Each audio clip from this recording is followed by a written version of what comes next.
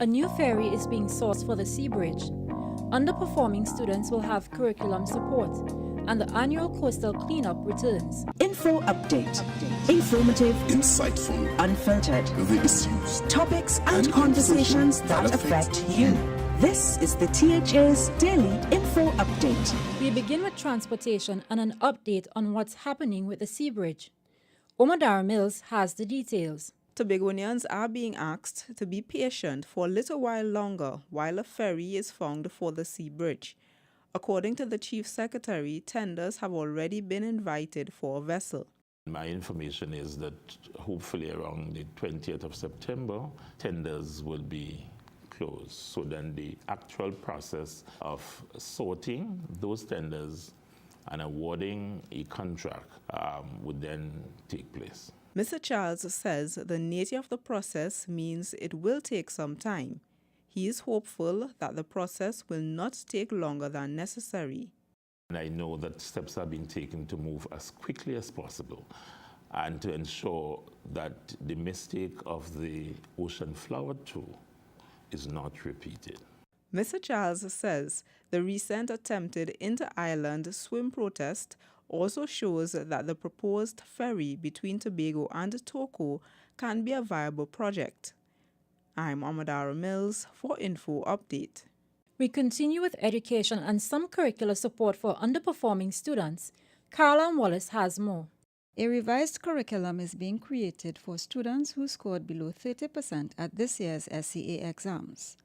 Chief Secretary Kelvin Charles says an outline has been done for the curriculum. He says a student assessment must also be completed. Along with the psychosocial assessments would be the assessments of those students who are to be placed or who have been placed at the various schools. Mr. Charles says the programs can then be devised to help these students improve. And I expect that the teachers in those schools, along with the curriculum officers in the Division of Education, Innovation and Energy, would then create the necessary, what you call programs of work that would allow for a movement of where the students are to where you would like to take them. Mr. Charles believes with time, this will lead to better overall performances. I'm Caroline Wallace for Info Update. We close with details of a coastal cleanup campaign that's set to kick off next weekend. The Division of Infrastructure, Quarries and the Environment will host its annual International Coastal Cleanup campaign from September 16th to 17th. On September 16th, the coastal cleanup will begin in 6 areas across Tobago.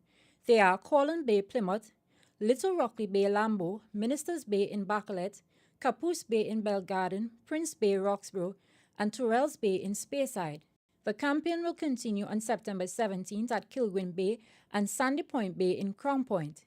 The cleanup begins from 7 a.m. each day. It's part of the division's mandate to keep Tobago clean, green, safe, and serene. That's it from all of us at the Department of Information.